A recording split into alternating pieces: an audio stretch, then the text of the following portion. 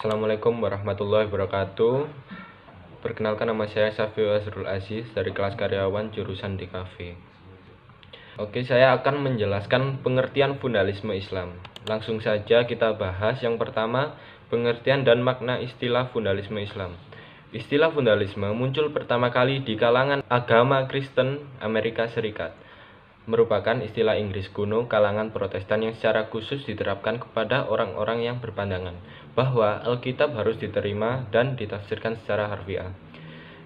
Di Kamus Besar Bahasa Indonesia menyebutkan kata fundalisme sebagai kata sifat yang memberikan pengertian bersifat dasar, mendasar. Diambil dari kata fundalisme yang berarti dasar, asas, alas, fondasi. Yang selanjutnya, lahirnya gerakan Islam fundalisme. Istilah fundalisme muncul pertama dan populer di kalangan tradisi barat Kristen. Namun demikian bukan berarti dalam Islam tidak dijumpai istilah atau tindakan yang mirip dengan fundalisme yang ada di barat. Faktor yang melatar belakangi lahirnya gerakan fundalisme adalah situasi politik baik tingkat domestik maupun di tingkat internasional. Pada masa Khalifah Ali, perang saudara berkecamuk hebat antara kelompok Ali dan Muawiyah karena masalah pembunuh Utsman. Yang selanjutnya, yang C, 4 mazhab besar fundalisme Islam di Indonesia. Di Indonesia terdapat banyak kelompok atau mazhab yang menganut fundalisme. Berikut adalah 4 mazhab besar fundalisme Islam. Yang pertama, mazhab Ikhwanul Muslimin. Ikhwanul Muslimin ini menganut ideologi Abduh dan Rashid Ridho, tapi dalam versi yang lebih ekstrim. Mazhab Salafi atau Wahabi, nyaris semua pucuk pimpinannya selalu orang Arab, keturunan Arab, yang didukung oleh sejumlah dalil mengenai keutamaan Arab. Yang ketiga, mazhab Hizbut Tahrir. Mazhab Hizbut Tahrir ini merupakan kelompok underground. Mereka menginginkan khilafah tapi menolak menempuh jalur politik. Mazhab Habib. Habib Sayyid Syarif adalah julukan atau gelar bagi klan keturunan Nabi. Mereka sangat rasis. Misal, perempuan dari golongan ini dilarang menikah dengan non-Sayyid. Jika tidak, mereka akan dibunuh. Untuk yang selanjutnya, karakteristik Islam fundalisme. Dari sekelumit paparan deskriptif historis kemunculan fundalisme Islam, dapat dinyatakan bahwa memang ada beberapa karakter atau ciri khas yang bisa diletakkan. Yang pertama, cenderung melakukan interpretasi literal terhadap teks-teks suci agama. Yang kedua, menolak pluralisme dan relativisme bagi kaum fundalisme. Pluralisme merupakan produk yang keliru dari pemahaman terhadap teks suci. Yang ketiga, memonopoli kebenaran atas tafsir agama.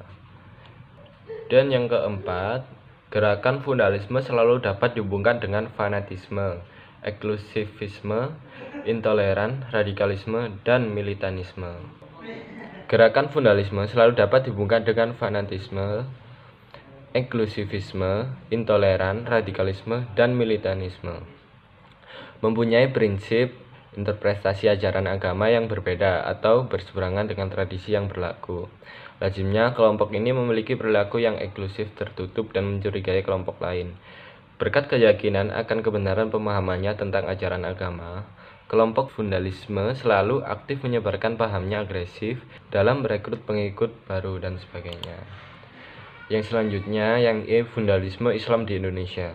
Di Indonesia terdapat beberapa kelompok yang diasumsi sebagai kelompok Islam fundalisme. Di antaranya adalah Front Pembela Islam (FPI), Hizbut Tahrir Indonesia (HTI), Forum Komunikasi Ahlul Sunnah wal Jamaah (EKAWJ), Majelis Muhajidin Indonesia (MMI), dan yang terakhir Laskar Jihad. Secara umum, dapat diidentifikasi landasan ideologis yang dijumpai dalam gerakan-gerakan tersebut.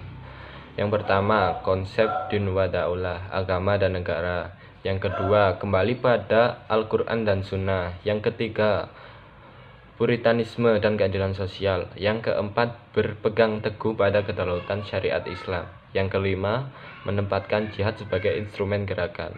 Dan yang keenam, perlawanan terhadap Barat yang hegemonik dan menentang keterlibatan mendalam dari pihak Barat untuk urusan dalam negeri negara-negara Islam. Untuk selanjutnya, kekeliruan dalam memahami fundamentalisme Islam. Fundamentalisme Islam tidak ada hubungannya dengan Islam itu sendiri.